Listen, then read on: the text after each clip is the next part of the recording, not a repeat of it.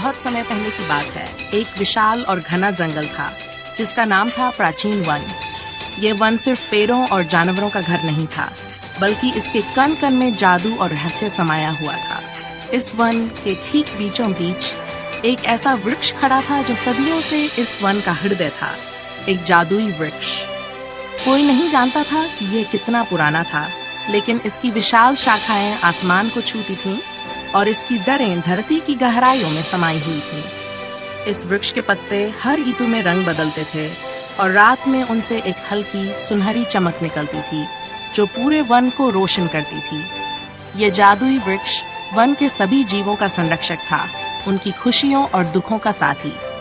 प्राचीन वन में कई तरह के जीव रहते थे, फुर्तीली गिलहरियां, शक्तिशाली बाघ, रंगीन पक्षी और नटखट बंदर। सभी इस जादुई वृक्ष का सम्मान करते थे और मानते थे कि जब तक ये वृक्ष सलामत है, वन में शांति और खुशहाली बनी रहेगी। एक दिन वन पर एक अजीब सा सन्नाटा छा गया। जादुई वृक्ष की चमक फीकी पड़ने लगी थी और उसके पत्तों का रंग मुरझाने लगा था। वन के झरने जो हमेशा साफ पानी बहाते थे, अब धीरे धीरे सूखने लगे थे। फलों और फूलों की पैदावार कम हो गई थी और वन के जीव चिंतित होने लगे थे। जादुई वृक्ष बीमार पड़ रहा है, वन की शक्ति कम हो रही है, पानी नहीं है और खाने को घास भी सूख रही है। अगर ऐसा ही चलता रहा तो हम जीवित नहीं रह पाएंगे। वन के सभी जीव इकट्ठा हुए। उन्होंने जादुई वृक्ष के चारों ओर प्रार्थना की, लेकिन वृक्ष की चमक बढ़ती नहीं दिख रही थी। वन के सबसे समझदार प्राणी, एक बूढ़ा उल्लू जिसकी आंखें चांद से चमकती थीं, ने सबको इकट्ठा किया। मेरे प्यारे वनवासियों, ये कोई सामान्य बीमारी नहीं है। जादुई वृक्ष की शक्ति कम हो रही है क्योंकि इसकी जीवन धारा बाधित हो गई है। ये जीवन धारा वन के सबसे पुराने रहस्यमय स्रोत से जुड़ी है, जिसे शांति का कुआं कहते हैं। शांति का कुआं वह कहाँ है? शांति का कुआं वन के उस हिस्से में है जहां अंधेरा और मौन छाया रहता है। वहां एक अहंकारी आत्मा ने डेरा डाल रखा है, जो अपने स्वार्थ के लिए कुएं के प्रवाह को रोक रही है। जब तक वह आत्मा शांत नहीं होती, कुएं से जीवन धारा जादुई वृक्ष तक नहीं पहुंचेगी। सभी जानवर भयभीत हो गए। कोई भी उस अंधेरे हिस्से में जाने की हिम्मत नहीं करता था। ऐसे समय में जब सभी उम्मीद खो रहे थे, एक छोटा सा लेकिन बहादुर जीव सामने आया। एक नन्हा जुगनू जिसका नाम था टिमटिम। टिमटिम आकार में बहुत छोटा था, लेकिन उसकी चमक बहुत तेज थी और उसका दिल साहस से भरा था। वह हमेशा वन के जीवों की मदद करना चाहता था। मैं जाऊंगा, मैं शांति के कुएं तक जाऊंगा और अहंकारी आत्मा को शांत करूंगा। तुम इतने छोटे हो, वह रास्ता बहुत खतरनाक है। टिमटिम, तुम्हारी हिम्मत काबिले तारीफ है, लेकिन उस आत्मा को ताकत से नहीं, बल्कि निस्वार्थता के प्रकाश से शांत किया जा सकता है। तुम्हें अपनी चमक का सही इस्तेमाल करना होगा। टिमटिम ने बूढ़लू की बात समझी। उसने अपनी छोटी सी चमक पर विश्वास किया और एक गहरी सांस ली। वह जादुई वृक्ष की ओर देखा, जिसकी फीकी पड़ती चमक उसे अपने मिशन के लिए प्रेरित कर रही थी। टिमटिम ने अपनी यात्रा शुरू की।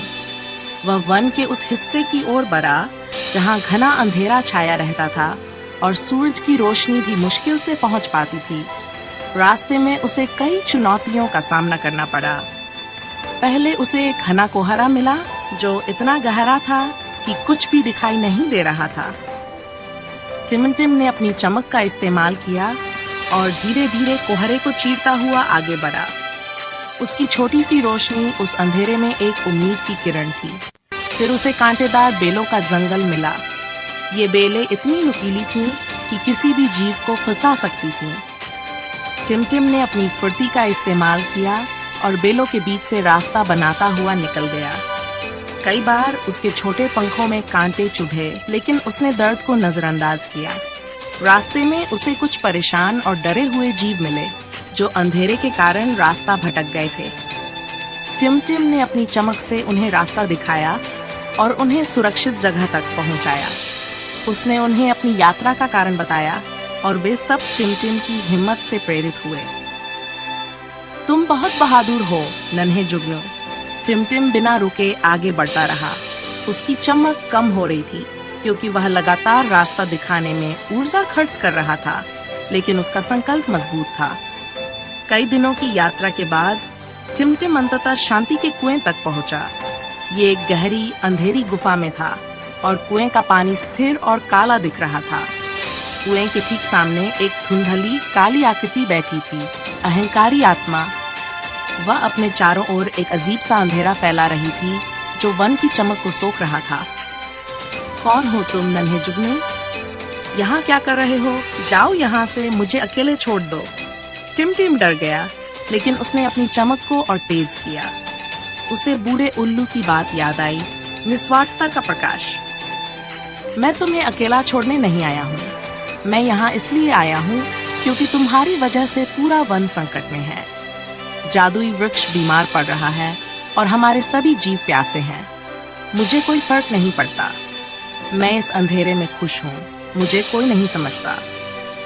अहंकारी आत्मा ने टिमटिम की ओर अपनी काली छायाएं बढ़ानी शुरू की, जैसे उसे डराना चाहती हो। लेकिन टिमटिम ने अपनी चमक को कम नहीं किया। उसने अपनी सारी ऊर्जा को केंद्रित किया और अपने दिल की सबसे शुद्ध भावना, दया और निस्वार्थता को अपनी चमक में बदल दिया। उसकी चमक और भी तेजी से चमकने लगी और वह सिर्फ एक जुगनू की रोशनी नहीं थी, बल्कि शुद्ध प्रेम और सहानुभूति का प्रकाश था। ये प्रकाश अहंकारी आत्मा की काली छायाओं से टकराया। छायाएं कमजोर पड़ने लगीं। मुझे माफ कर दो। मैं अकेली थी और मुझे लगा कि अगर मैं दूसरों को दुखी करूंगी तो मेरा दर्द कम होगा। तुम अकेली नहीं हो। हर जीव को प्यार और समझ की जरूरत होती है। हम सब एक दूसरे से जुड़े हैं। अहंकारी आत्मा की काली आकृति धीरे धीरे एक हल्के पारदर्शी धुएं में बदल गई और फिर धीरे धीरे प्रकाश में विलीन हो गई। उसके जाते ही शांति के कुएं का पानी हिलने लगा और उसमें से एक तेज चमकीली जीवन धारा फूट पड़ी। ये जीवन धारा तेजी से जादुई वृक्ष की ओर बहने लगी, अपने साथ नई ऊर्जा और जीवन लेकर। जैसे ही जीवन धारा जादुई वृक्ष तक पहुंची, वृक्ष की फीकी चमक वापस आ गई और वह पहले से भी ज्यादा तेज और सुनहरी रोशनी से चमकने लगा। उसके पत्ते हरे भरे हो गए और वन के चारों ओर एक नई ऊर्जा फैल गई। मुरझाए हुए झरने फिर से बहने लगे और हर जगह फूल खिल उठे। टिमटिम वापस अपने गांव लौटा। वन के सभी जीव खुशी से झूम उठे। उन्होंने टिमटिम का भव्य स्वागत किया। बूढ़े उल्लू ने टिमटिम को वन का सच्चा संरक्षक घोषित किया। टिमटिम ने हमें सिखाया कि सबसे बड़ी शक्ति आकार में नहीं, बल्कि दिल की सच्चाई और निस्वार्थता में होती है। उसने न सिर्फ जादुई वृक्ष को बचाया, बल्कि एक भटकी हुई आत्मा को भी शांति दी।